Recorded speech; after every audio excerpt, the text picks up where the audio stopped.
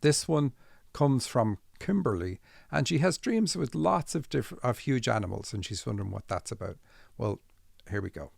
She says, first of all, her comment: I have random dream nights with a ton of huge animals. They're not common, but when I have them, the number and size of the animals is intense and leaves me with amazement, sometimes fear, and a magical wonder. So here we go, all these animals. I'm watching 2 wet elk outside standing in the water. Whoever I'm with scares them off, so I can't get a picture. So what is that about? Well, she's a channel because we have 2 elk and we have them standing in water, which is, water represents your spiritual side. And if they're standing in a river, then it's asking you to create a natural flow for your spirituality. But someone scares them off. So I would say you're not channeling at this moment in time, but that's what you need to do. And whoever scared them off is going to represent, like I said, the obstacle is the way. So whatever or whoever that was is going to be part of what you need to overcome in order to get closer to this gift. And if the elk are magnificent, like a great big size and could take on anything, then it's saying that like this is a really good gift for you. But of course they get scared in the dream. And your next one, they're really short. They're all really short dreams. She says, I'll go outside and there's a giant white owl. I think it is dead, but its heart starts beating. I start taking pictures in amazement. It's like 20 feet tall. It eventually gets up and slowly can fly away.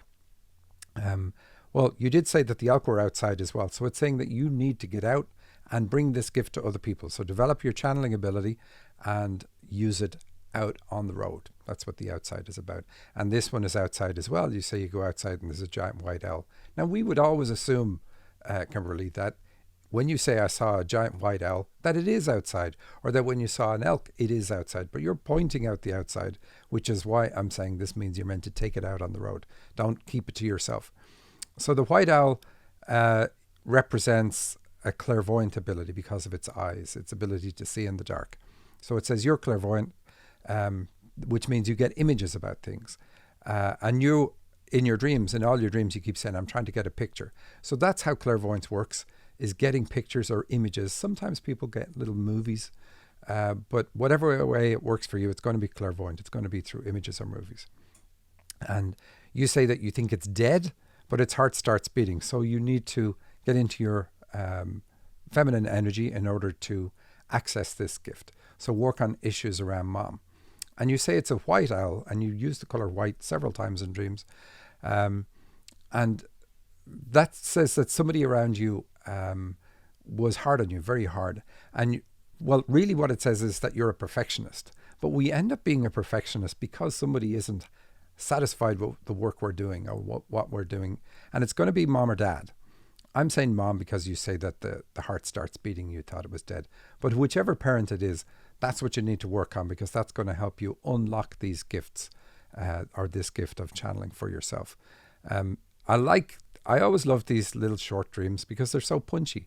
They have everything in them. The fact that the owl is a giant says that your channeling ability is huge and it's going to be really impressive. But it's also a way dreams say you need to make it bigger in your life, because dreams try to give us balance. They restore a balance that we currently don't have. So the big owl, the big elk, or the big animals, all saying that you need to make this bigger. You say it's 20 feet tall. It's like, so that's really huge. And 2 is a number for channeling. It requires masculine and feminine energy working together in harmony. It's also a number for dialogue. So 20 says that this is a goal, 0 being the goal, that channeling is a goal that you really should be developing. And I like that you say it eventually gets up and slowly can fly away. So that means your channeling gift will take off. Even if it seems pretty slow to you in the beginning, it will take off. Then you have one that I don't like. You say it's another creature that's giant and looks like a combination of 2 animals, but you don't say what they are. And I can't really comment about it. But I don't like dreams that have mutations, if it's a mutation. So we can't really say anything about it, except it sometimes is a health warning. Your next dream, you say, I'm in the ocean and a man is fishing for us. We see lots of white bubbles. See, you love the white. Where he goes, and hope he's okay. 2 white belugas come back out of the water, and my daughter is so happy to see them and calls them some cute name and calls them dolphins. And then you say afterwards, when you woke up, you showed your daughter belugas in a video, and she called them the same thing, and then dolphins. So anyway, belugas are whales. They're white in the dream, just like the bubbles. So again, you're hard on yourself. You need to figure out where that comes from. It's kind of funny. Obviously, it comes from childhood. One of your parents was hard on you and basically set a bar that was too high for you to ever achieve. But what happens is we get beaten up by that parent, I mean metaphorically, because they're so hard on us. But eventually we take the stick off them and we beat ourselves up and we say, that job I did isn't good enough. And we end up saying that what we're doing is not good enough for ourselves. So you need to work on that parent, whoever it is, mom or dad, because you have a man in this dream, but you're hoping he's okay. So I still think it's kind of mom. But it doesn't matter. Whichever one it is the one you need to work on. And stop being hard on yourself, because that's impacting your channeling ability. And belugas are whales, like I said. They're mammals like us, but they live in the water. So you're a mammal who has a special ability to go into the spirit world, which is what water in dreams represents. And dolphins are the same thing, mammals that can live in the water. So whether it's a whale or a dolphin, doesn't matter. They're probably the 2 most common things people will talk about. That and actors, I suppose. Whales, dolphins, and actors when they are a channel. And so it's kind of cool that you've got the ability, and we know it's clairvoyance because of the owl in the previous dream. Now we get to a really nasty dream. You say, someone wants to take our bodies and sell us. So we all start burning and marking ourselves with hot sugar, so we're unrecognizable and damaged. I asked Tim if he wants to run away to that 122 acres Chelsea sent me.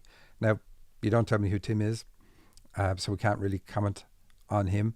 But the 122 acres, even if it's reality, the numbers are about channeling as well, because we have the 2 2s and the 1. So it's saying channeling is the way for you. But what about that hot sugar and sugar damaging your body, using it to damage your body? The dream is saying that you need to cut sugar out of your diet or cut it down. Sorry to tell you that. It's not that common. I don't see it that often, but I have seen it where in dreams before, where sugar can affect the heart. But here in this case, the sugar is definitely bad because you're damaging your body with it. I mean, in this dream, you're doing it on the outside, but trust me, it means on the inside, it's damaging you. So it's not about the channeling, but it could be. It could be about like your ability to sell yourself. Selling yourself in a dream isn't negative. So somebody wanting to take your bodies and sell them is really about sharing yourself, or asking you to share yourself with the world, let's say. And your response in the dream is, no, I don't want to do that. And so that would be a heart issue, in the sense of not wanting to be emotionally vulnerable in front of others. Anyway, cut down the sugar, and that's it. I love your dreams. I love little short dreams like that. So I hope that helps. Thanks for sending it in, Kimberly. Thank you for watching this clip from the Dream Interpretation Podcast. If you want to hear the whole show, there's a link directly under this video.